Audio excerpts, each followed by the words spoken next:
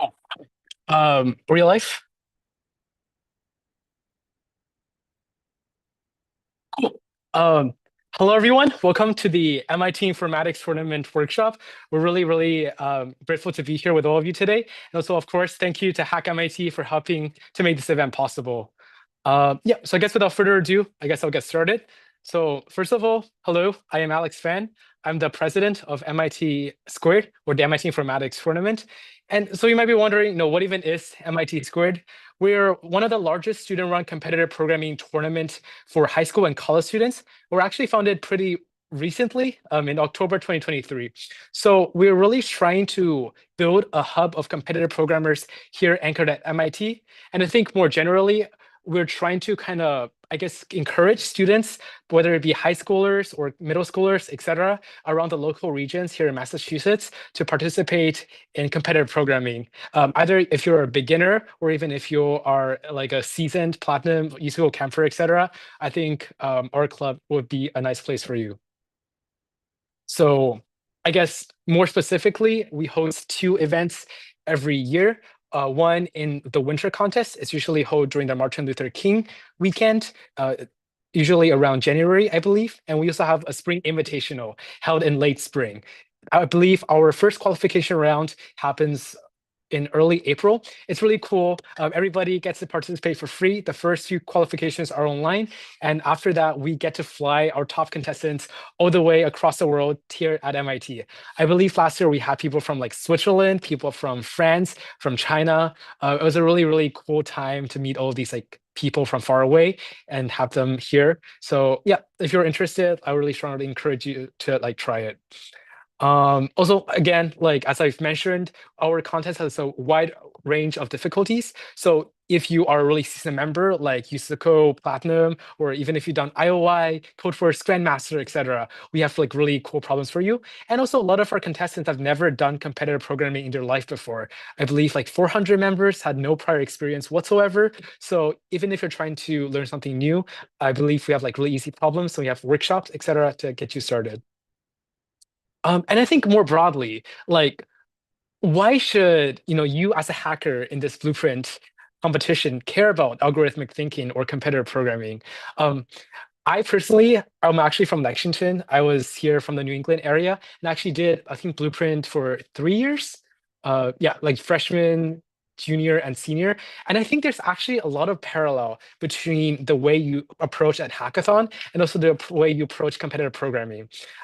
Mainly, I think there's like three key things that you need to be a master at to do well at competitive programming. First of all, is innovation. You're basically given these really hard problems. For example, I'm not sure how many of you have done USICO before. Like these problems are really hard. Like you look at them, you have some tools, DFS, BFS, like A-star algorithm, segment tree, et cetera. But just knowing these don't necessarily help you. And I think the equivalent to like hackathons, like you have these frameworks, you have React, you have JavaScript, you may know like Python, et cetera. But actually applying them to create the final like product or solution is actually pretty hard. In competitive programming, you have to like put them together, you craft different solutions, etc. So this kind of like innovation aspect is really like tied in both arenas. And also, there's this kind of efficiency perspective.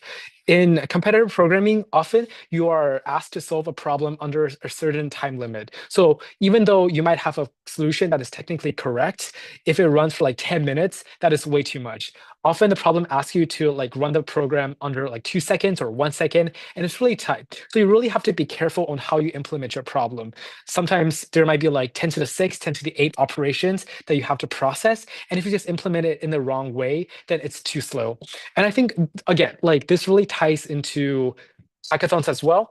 I'm not sure if any of you have done like performance engineering before, but even the way you structure your for loops, for example, if you swap two for loops in like a matrix multiplication, the efficiency could literally change by factors of like 6 times or like 20 times. It's actually really crazy the amount of efficiency that you can uncover just by understanding how your program works and like applying that.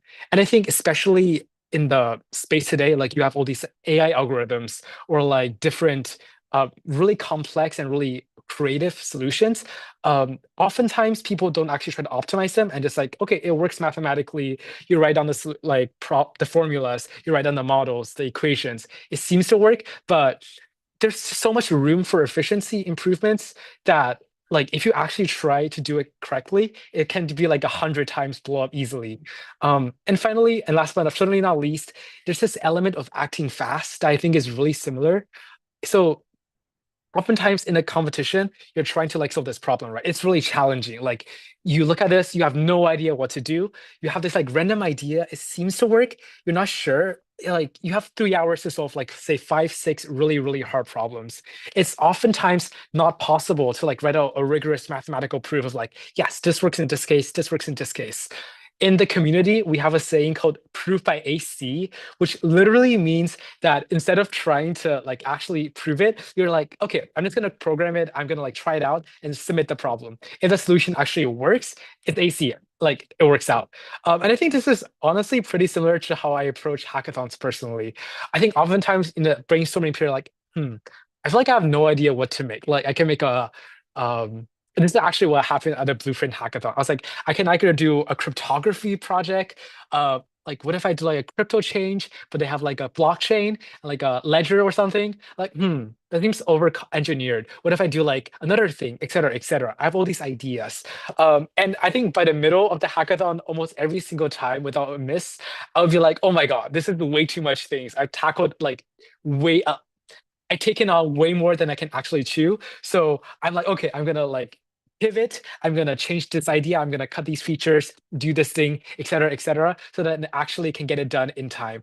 And I think it's really, really similar. You have like 3 hours in a contest. You have like five, six problems, and if it doesn't work, you just pivot. You try ideas. You like do some random test. You don't always do like full on market analysis before you tackle a hackathon project. You have an intuition and you go on it. I think this kind of guts feeling is really transferable across different domains. Um, and I really believe in, I think what I say, like there's a really clear trend in even the startup space. So personally, I am really interested in like the AI and startups, et cetera. And last summer, I interned at Pika Labs. I was honestly surprised by how many competitive programmers there were. There were like IOI medalists, and there were like people from China who are also like excelled at their competitions. And this kind of algorithmic thinking, like in some ways, you're just doing like these problems, really complex problems, in a broader perspective. If you have more time, sure, but the timeline is still pretty tight. Like you have competitors really cramming, especially in AI startup space these days. You're trying to push out these products that are really hard, really like challenging engineering challenges, and you're trying to like solve these issues in maybe a week before your competitors do. So like these skills of efficiency, innovation, and thinking fast. And obviously you have DeepSeek. I'm not sure if people are familiar, but like they've mentioned how they're really able to like squeeze like multiple times faster efficiency out of their like cheaper slash worse off GPUs just by having better engineering and understanding how to apply their algorithms in a more efficient manner. And I think they've even specifically said in the past that they really appreciate the kind of algorithmic thinking and that they're like looking into people who have like Olympiad backgrounds, etc. So I think this kind of parallel between the startup space or like the hacker space and the competitive programming community is really cool. And obviously you have like really popular cognition. I'm not sure if people have heard of it, but allegedly they have like more IOI medals than they have people, just because like all of their people have like 4 or 5 medals. Uh, and this is just the tip of the iceberg. I went to like a VC dinner back in SF last summer. I was like talking to all these people with the math Olympiads, and they are doing such cool startup ideas. And even though it seems on the surface that they are not related, like, no, you're doing competitive programming or like doing this like project, but behind the scene, there's actually a lot of similarities. So I guess like what can you do? I've talked a lot about the similarities and why it might be important to do competitive programming. For some of you, you've already done USICO, you've been trying out different classes, etc. In that case, I really encourage you. I think one of the advantages of like competitions like say Blueprint or MIT IT or even other MIT series like the Battle Code contest or like HMMT, etc., is to get like these wide perspectives of things you can explore here at MIT. And I think by doing all these things, thinking these challenges in different perspectives, you really get to have a more like comprehensive and thorough experience. So yeah, I encourage you to try out USICO or like these competitive programming contests like Code First if you've never done it before. And obviously, shameless plug, come participate in the MIT Informatics Tournament. Our first contest in the spring is going to be in April. We'd love to have you. It's a great opportunity, even if you're a beginner. And for those who are really trying to like just learn the topic and I guess get an introduction, we actually have hosted our first ever MIT official class. It's called 6.SO88, Algorithmic Problem Solving. We poured a lot of efforts into creating this curriculum. So if you go to our link, mitit.org/class/public, I believe a lot of you might benefit from this resource. And next up, to kind of give you a sense of what competitive programming might look like, we actually have one of our class organizers, Wimi Zhou, here with us here today. He's going to present a sample problem from our class. So take it away, Wimi. Hello? Can you all hear me? Okay, so here's a sample competitive programming problem. So suppose you're given n distinct points on like a standard two-dimensional plane, and the question is, can you find a way to visit all the points such that along the path that you traveled, you never form an angle that is obtuse? So if you consider the points A, B, and C here on this plane, and there are two strategies to visit. The first one goes A to B to C, and the second one goes or well, the first one goes along the two bottom points and to the third point, and the second one goes from the first point to the higher point, then down to the lower point. And you can see that one of these strategies works, but the other one doesn't. Where in the second path, you would end up forming an obtuse angle with A prime, B prime, and C prime. So the question so the question is given such a point, can you find or so sorry, there is always a way to visit all the points, and the question is for you to find such a way. So here we are given,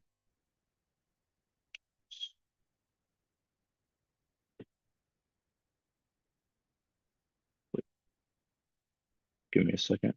Oh, okay, the slideshow wasn't working for some reason.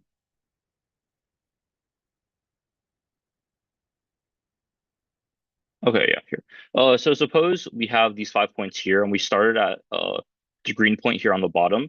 Then one path that we could take, for example, is we start at the bottom point, then we go to the point in the upper right corner, then we go to the point on the lower right corner, and we can see that the angle formed is acute.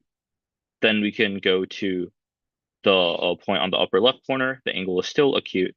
And finally, we can go to the bottom left corner, and even though the angle is a little close, it is still, in fact, acute.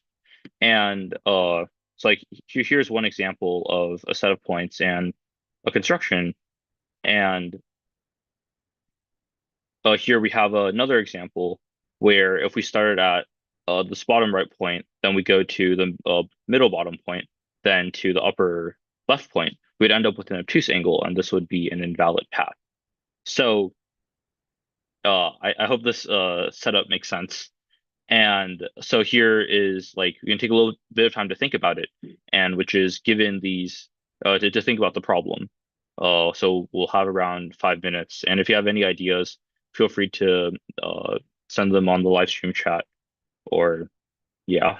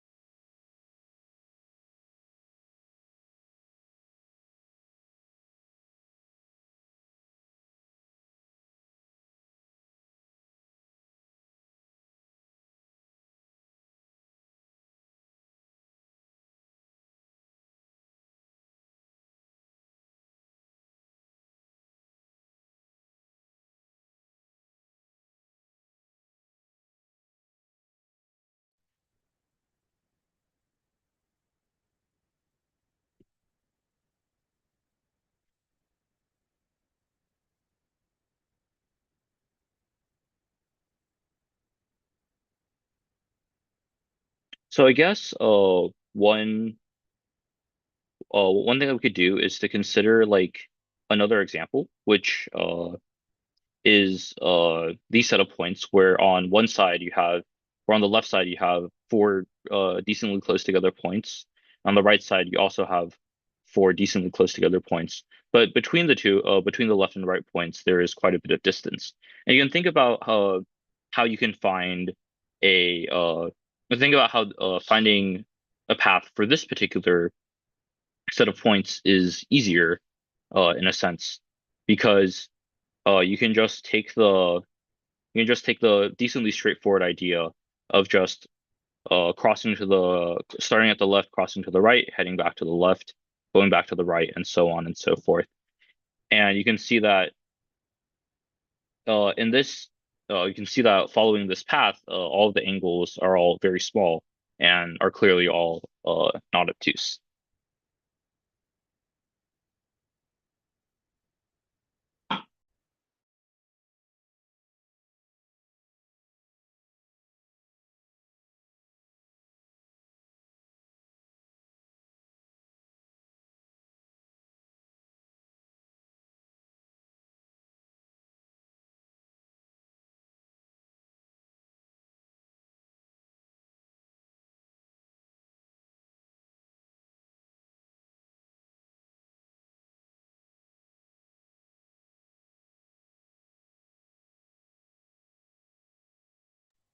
Uh, Seeing how it's probably not a practical idea to just to wait 5 minutes for this, I'll go on to the solution, which involves a somewhat simple but also a very nice observation about the problem, which is that we can choose a strategy, which is we start at any point and we always choose the furthest point from our starting point to be the next point that we travel to.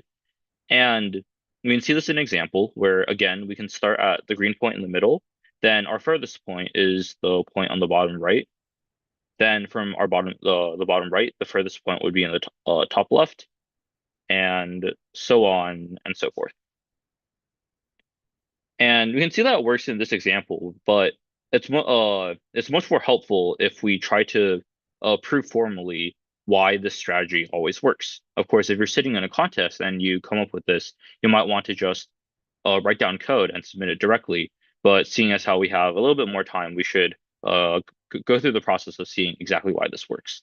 And uh, there are a couple ways to prove how this works out in the end, but the easiest way is to try and prove with contradiction. So if we consider so we can proof by contradiction. So suppose we follow our strategy and ultimately we did not end up with a valid path, meaning there was some obtuse angle at some point. So we can consider, like in this case below, suppose we followed our strategy and we ended up in a case where we have a path like this, where we go from 1 to 2, then from 2 to 3, and finally from 3 to 4. And in this case, our strategy would have failed.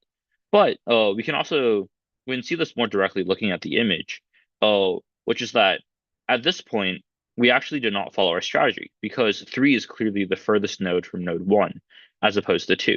And this can be stated geometrically as in an obtuse triangle, the longest side is always opposite of the obtuse angle. So if we were to start at node 1, go to node 3, and then go to node 2, we would have followed two acute angles. Whereas in the invalid strategy, where we went from 1 to 2, then from 2 to 3, where we followed an obtuse angle, we would not have followed the longest edge. Yeah. So and then using the strategy, we can go back to write an algorithm for our problem where at every point in time we loop through all of the other points that haven't been visited yet, and we determine which one's the furthest, and we can just move to that point, and at the very end we'll end up with a sequence. And this passes under the problem constraints. Yeah. So I believe we'll be moving on to our panel section now.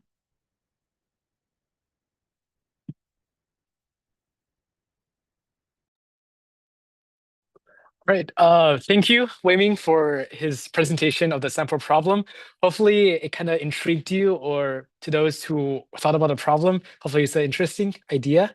Yeah, I think really like a lot of computer programming is having like these like really cool ideas. Like it's really simple. You just go to the furthest point possible, but somehow it just works out and satisfies all of our conditions. Cool. But yeah, as Wimi mentioned, the next section will be the student panel.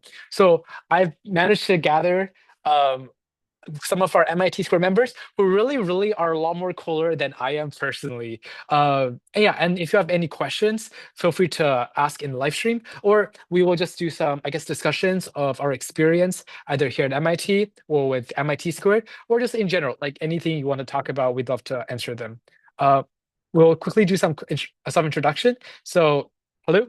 I'm Alex Fan, as I've mentioned. I am the president of MIT Squared. I'm currently a sophomore here majoring in AI and math. And also, I am trying to finish my minor in political science.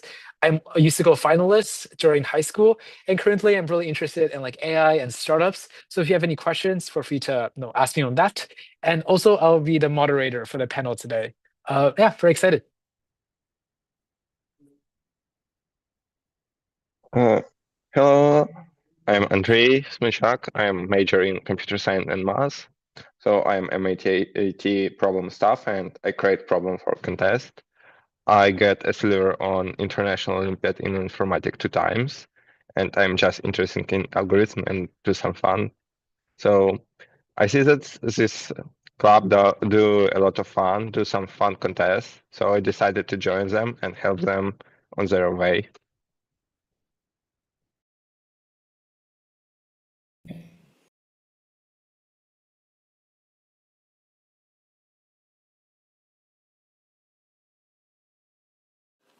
Hi, I'm Ifan. I'm a freshman majoring in AI and math, and I'm also an MIT IT problem staff.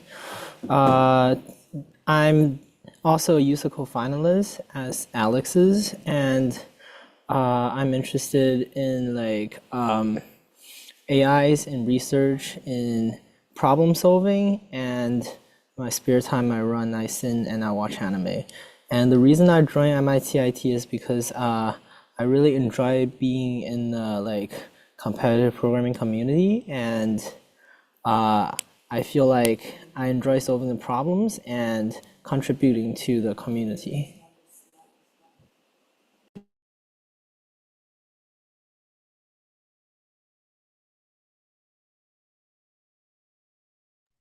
Hello, my name is Wei Ming. I'm probably going to be majoring in computer science. I'm on MIT Squared problem staff.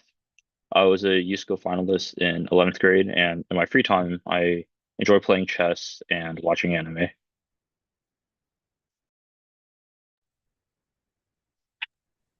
Hi, I'm Jamie. Probably gonna major in CS and math and minor in music technology. I'm on MIT Squared's logistics staff, and I represented Singapore in IOI 2023. Yeah, I'm interested in like algorithms, systems, also music and taekwondo.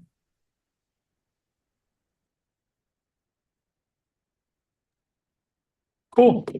Yeah, thank you everyone for being here with us today. I guess the first question that we have is what got you interested in competitive programming in the first place? And I guess how has that really impacted like your life trajectory? Has it made you more interested in like say computer science research or maybe like I guess startups or etc. Like what has it done to your life? I guess we can just like go around and answer this question. So I guess Wei, do you want to go first? Sure. I think the biggest thing is that it's made me more interested in going out of my way to think about problems. So like in addition to solving problems or being a competitor, one of the other things that are like I am in the MIT problem staff after all, I do quite enjoy writing problems. And the process of writing problems like involves just seeing random things in everyday life and thinking how you could formalize that into something that could be described by an algorithm. And I think that in a sense is probably the one of the biggest influences competitive programming has had on me. It's made me really come to appreciate some random things in life and trying to see some sort of pattern or something that we could do to predict or model things that happen. Yeah.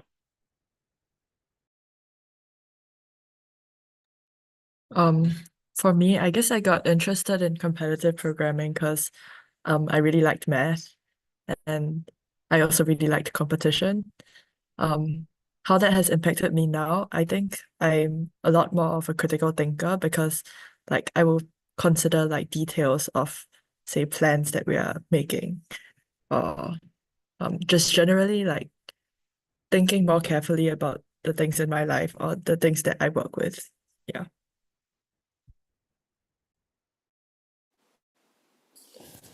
So for me, it was similar reason to Jamie. I got into competitive programming because of like my interest in math competition. I love solving math problems, and like competitive programming problems are very similar to math problems, but like you can code, and it's somehow at the same time very different. Like you learn algorithms and you implement them in different ways. You're trying to like, it's like solving a puzzle, and I enjoy that, and that's why I did competitive programming. And uh, in terms of how it impacts me now, I think it makes me a better coder, and also it just helps me a lot in like when I learn about some other algorithms, whether it's like traditional like CS or AI or ML, like I can just learn it very quickly because I have like similar backgrounds. Or if I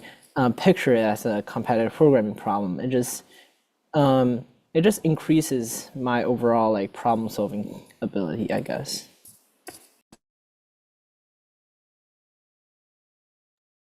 So I'm joining. My story of joining to competitive programming was like that my friends go to competitive programming competition, and I decided to join them in a team. And I realized that it's a lot of fun. I joined it, so I decided to participate more. And in a few years, I participate more than my friends. And now I'm studying at MIT, like do a lot of algo stuff, and very enjoy it.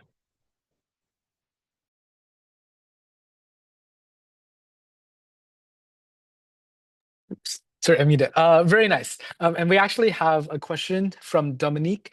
What is your favorite type of problem? I guess I can answer that first. Personally, I'm super, super interested in data structure related problems. I think it's really cool how you can just kind of piece all these like things together.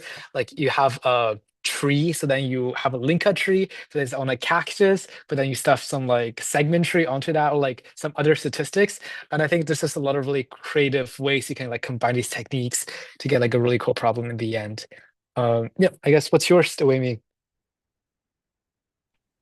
I feel like I've had my thunder stolen because this is also I also really like data structure problems. It's always so interesting that with like the same structure, which is just a segment tree almost 90% of the time, you can set such a wide range of problems and finding random things that can be optimized by simply applying a data structure or finding something that the segment tree can actually describe very well, even though it does not seem like it's not the first thing that comes to mind. Yeah, so I would say I'm also the biggest fan of data structure problems.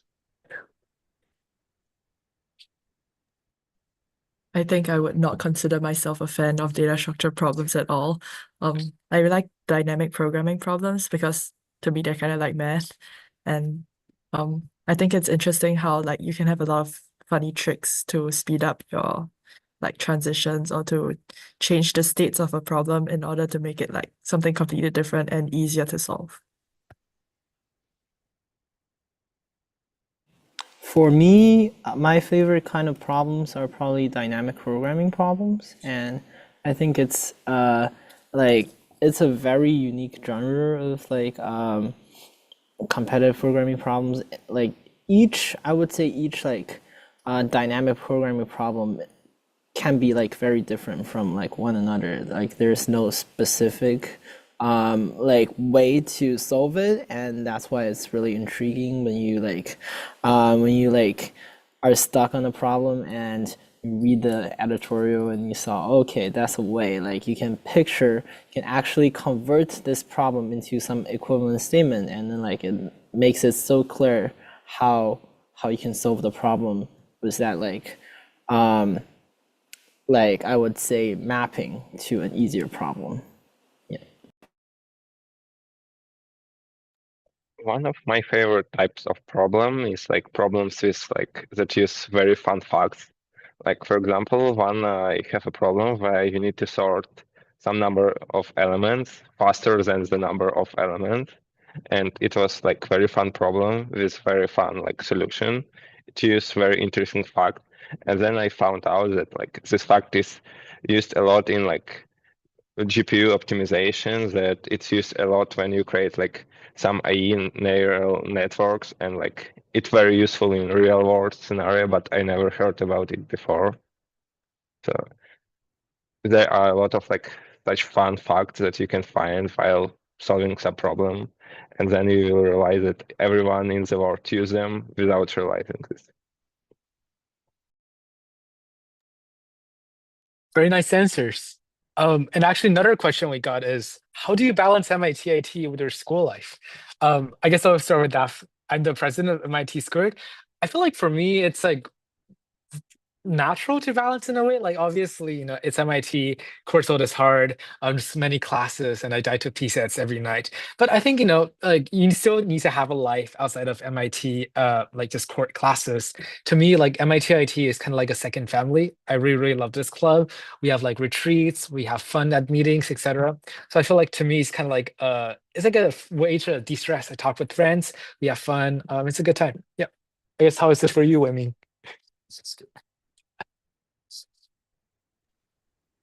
I would say that there I guess there isn't as much of a balance as in a sense most of the time I've poured into MIT IT was over winter break, so it has not affected my school life too much particularly.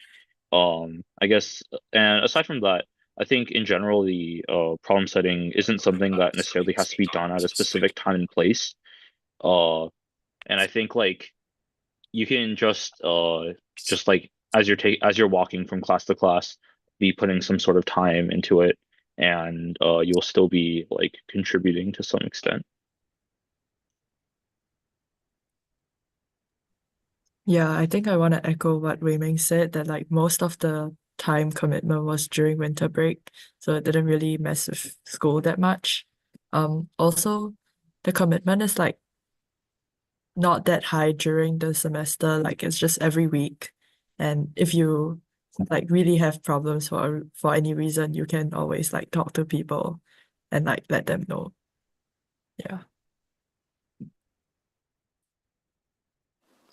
For me, I feel like MIT IT is like some like extracurricular activity that you do like after school, and honestly, it does not feel like a really huge burden to me because it was like enjoyable solving those problems, and it was fun just to like discussing problems and like with other people, and also to form bond in this community. And I feel like this experience also like brought me a lot of friends, and it is definitely worth it.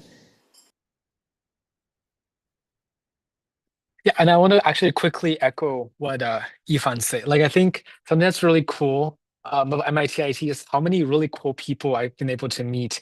Like, we've done the self introductions here. You have like IOI medalists from Singapore. You have like from Ukraine, and like there's so many. Like, there's another there are members who have like AK'd IMO in our club. People who have won like world finals. And like just such incredible people, and like I feel like it was really fortunate for me to meet them through this club. So like in a way, like honestly, when you're working with your friends, it doesn't even feel like working. You're just having fun. So yeah, I think I agree with what Ivan says. I think it's just fun. I think to work with your like people. Yeah. Oh, Andre, sorry, I almost skipped you. Yeah, so I really enjoy like doing MIT, and I think about it like more about like fun, chilling when I can like spend time with friends and think about some like problems, tools that I love, and also like it's partly intersect with my classes. So I taking algorithm classes. I'm thinking here about algorithm, and sometimes I think how I can use my knowledge from classes to do some problems. Nice. All right. Another question that we had was, what are your future plans? Like, what do you imagine is life after MIT? I guess personally, I've mentioned I'm really interested in startups. So I would love to, I guess, try out either AI, all the hype right now, go to a startup and see. Yeah, I guess Wimmy, do you have any ideas? I really don't. I I don't have like I don't know what I'll be doing after MIT. In a sense, I haven't thought that far because I still have a couple of years to try and figure it out. But I do think it'll probably end up being something in the workforce as opposed to going into research or trying to get a PhD. Yeah.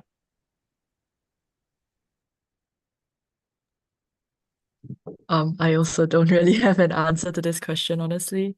Um, like I'm still a freshman, so I'm kind of just gonna like take more classes and explore like where that brings me and figure out what my interests in CS really are. I do know that I want to work in like some tech related field. Yeah. Yeah, I have a similar idea with like Jamie. So I'm not fixed towards any like certain future yet. I know that I'll do like tech related stuff, but whether if I'm going deeper into research or I'll join like some AI companies or maybe uh I'll work for like just some bigger companies, like it's pretty unknown, and I would say that for freshmen we still have a lot of time to explore. I would say that I have this similar thing that like I'm just a freshman. There are so many possibilities to do. So I don't know, probably something related to tech, but like there are so many things that we can do. Yeah, it's great answers. And I think I'm not sure if we mentioned this fact, but like a lot of our panelists here are freshmen, so I think it's really cool to like I guess see like all the different features possible. Um, yeah, okay. I think that we're almost up in time in terms of the panels. I guess if people have no more like questions in the chat, we might wrap this up. Once again, thank you so much to Hack MIT for giving us the opportunity to talk with all of you today. It's been an honor. Again, if you have any questions, feel free to shoot us an email. Our contact, I believe, is mitit@mit.org. A little bit of a mouthful, but hopefully easy to remember. Yeah, and even personally, if you have any questions, feel free to contact me or any of our members, and we'd love to talk with you more if you have any questions privately. With that said, thank you once again for being with us here tonight, and yeah, hope you have a great hackathon with Blueprint. Have a good night. Sorry, it's mitit@mit.edu. Thank you for the correction, Jamie. I